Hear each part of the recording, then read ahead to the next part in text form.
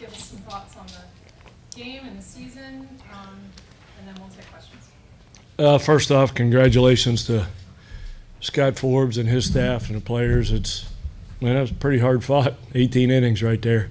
I don't know that they were expecting that out of the Mountaineers to come down here and do what we did. But so happy for Scott. He's a good friend of mine. I hired him one time in my career, and just, these moments in college baseball that you can't duplicate anywhere. I mean, look how happy they are and look how sad we are. We try and make memories for these kids, and they do the same for their kids. And congratulations to them for a trip to Omaha. It's something their players will remember the rest of their lives.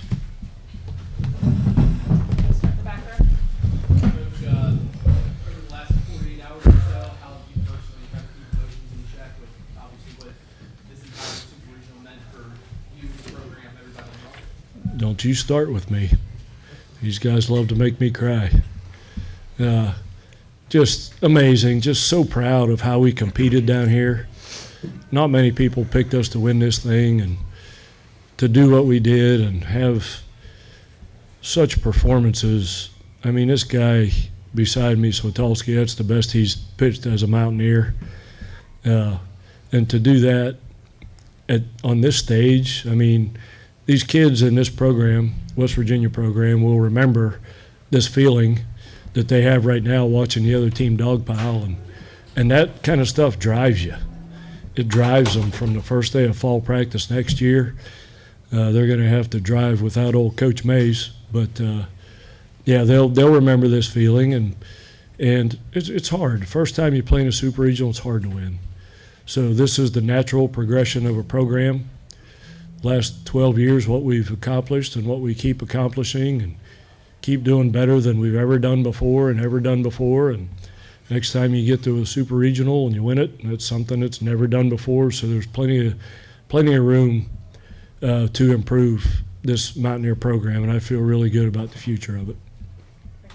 Coach, what was your message to your team? Obviously, number 14 in the country, 9th inning, close game twice in a row. What's your message to your team after you come so close and stage you guys have never been before? I mean, the message was that how proud, not just I am, how proud they should be of themselves, how proud they have made our university, our community, our entire state. We talked about it last night. You guys just don't understand what being at West Virginia is like. How many people out there are proud of these kids in these uniforms today. And this team, as we sit here today, will go down in history as a team that's achieved the most in the history of the program. Over 120 years of baseball, they've never achieved this much, so really proud of them. Coach, can you take me through the 9th inning in your battle with Dalton Pence? You had the winning run at second, and just the emotions and the battle that whole half inning. He's one of the best relievers in the country. And for our guys to go up there and battle the way they did against him in that inning with the season on the line, to not swing at some of the breaking balls just out of the zone and get their swings off, it just – we said going into it we were playing with house money because we've never been this far in this program. And when you play with house money, that doesn't mean it's okay to lose. It means when you play, you can play a lot more relaxed. And I thought we did. We played relaxed. We played confident. I don't think there was a doubt in our dugout the whole time that we were going to win that game. And the closer we got, the more energy we got. That was pretty cool. I don't know how much tickets we're going for on StubHub for this super regional, but they dang sure got their money's worth. That was two really, really good competitive games, fun to watch. If you're not a college baseball fan by now, you dang sure should be. Tyler, after your last two performances, what improved for you? Some of the walks came down. So what else improved for you, led you to have this show? Yeah, just coming out with complete confidence in myself. Big stage, you need to have confidence, and don't let the moment scare you. just make sure you're ready for the time you wake up to the time you show up to the field to the time you get the ball in your hand the first time. Just be ready to prepared. Preparation's huge, and once you show up, just go out and play the game. And this may be a little strange, but giving up the home run, then does that, being able to battle back from that, is that a part of the growth process? Yeah, for sure. Honeycutt's a good player. First pitch caught a little too much of the zone, had to redial it back in and just keep competing, and feel like I turned it around after that and just kept competing and going down the order. Coach, after obviously last night's emotional game and walk-off, the way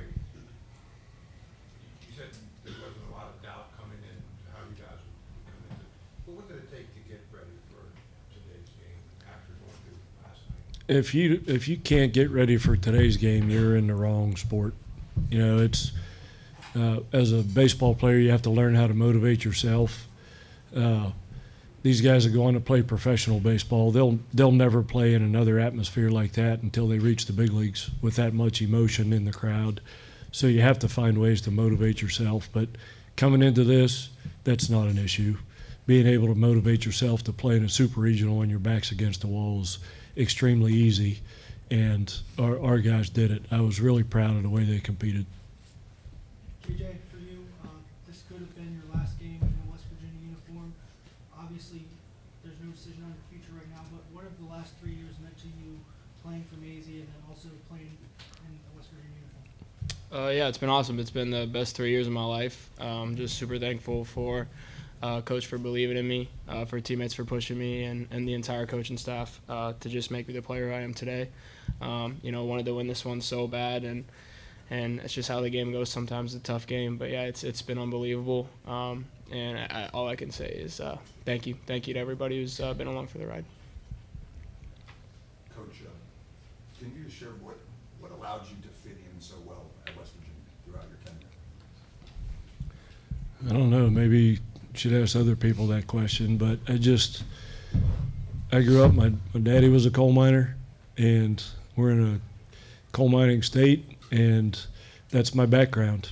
And I just really, really love the people of West Virginia, and blue collar, hardworking. That's how we've built this program, on playing with a chip on our shoulder and being the underdog, and we were again, and we thrive in that atmosphere.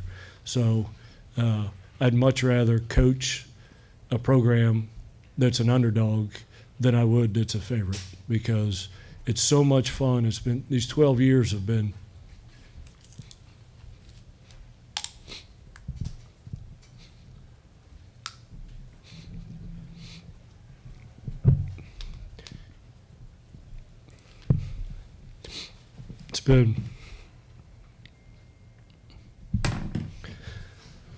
these 12 years have been unbelievable. You know, I told the guys going into the season, don't try and put statistical goals on yourself. Don't try and hit 300 or win 10 games. Your goal should be every year to exceed expectations. And we've done that. So that's why they should be proud. Personally, you know, a lot of people say the old cliche, leave something better than you found it. And I can feel good moving on in my career that we have 1.8 million people in the state of West Virginia that are proud of this program. And I wouldn't in any way, shape, or form take credit for that. I'm smart enough to surround myself with good people. And that's been the secret sauce. It's been the people. And I'm an emotional guy. You may see my daughter crying like a baby back there. I think she's crying because now I have to spend a lot more time with her. But yeah, I told the guys out there, in 35 years of coaching, that's the team I want to end my career with, the guys that were in that huddle. I love every one of them. And I think they know that. The way we coach is, I don't care if you don't get hits. I don't care if you don't throw strikes. I'm not going to love you any less. And that, when kids feel that way, that enables them to play with some freedom and have some fun. So all you Little League parents out there and Little League coaches, love your kids whether they get hits or not, because it's important to them to know that the people in their lives love them more as people than they love them as players. And I sure love every one of these guys. JJ, we've been talking, over the past couple of weeks about how much fun this team is having in the relationships with all of you guys. From a player's standpoint, just how beneficial has that been to this team's postseason run, and just how fun has it been to play on this team, especially over the past couple of weeks? Yeah, I think our mentality and the fun that we had helped us compete in games that people thought that we wouldn't compete in. It's like I said, I don't think really anybody picked us to make it out of Tucson, and we went there and won 3 straight, and that was just kind of a testament to us having fun, changing things up. We came off of a rough conference tournament, and from that point on, we realized we were lucky to continue to be able to play, and we just needed to relax and have some fun. So that's something that we did well in Tucson, and we did it well here, and I think you could see the results. I mean, we played neck and neck with an unbelievable North Carolina team, and it's credit to them that they were able to just beat us, honestly, but we played really well against them, and I think it's a testament to the fun that we were having and the relationships that we have within the team. Got time for 2 more. Here. Coach, before the season, JJ referred to you as a father figure. Now that the season is over, what would you just say about how integral he was to the success and the ascension of this program in the last couple of years? Some guys come along in your career that can single-handedly change the face of an entire program. Alec Manoa did it in 2019 when we hosted a regional. He changed the face of this program. J.J. Weatherholt has changed West Virginia baseball forever, and I have him to thank for that. But J.J. knows this, that my relationship with him is not over. It's just beginning. I won't be coaching him anymore. I wouldn't be coaching him anymore even if I wasn't retiring, but I won't be coaching him anymore. But I'll always be a big fan of his, not just as a player, but as a person and his family and everything he stands for. And I could go down the roster of 40 people and say the same thing about every single one of them. I love these guys.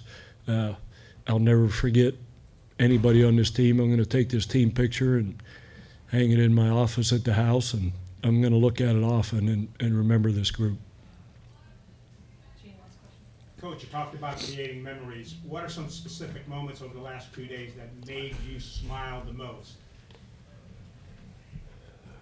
The last 2 days, I had some really good sushi for dinner last night. But I mean, just the things that I don't forget, and these guys, I tell them all the time, they're not going to remember, when they're my age, they're not going to remember the scores of these games, I promise you.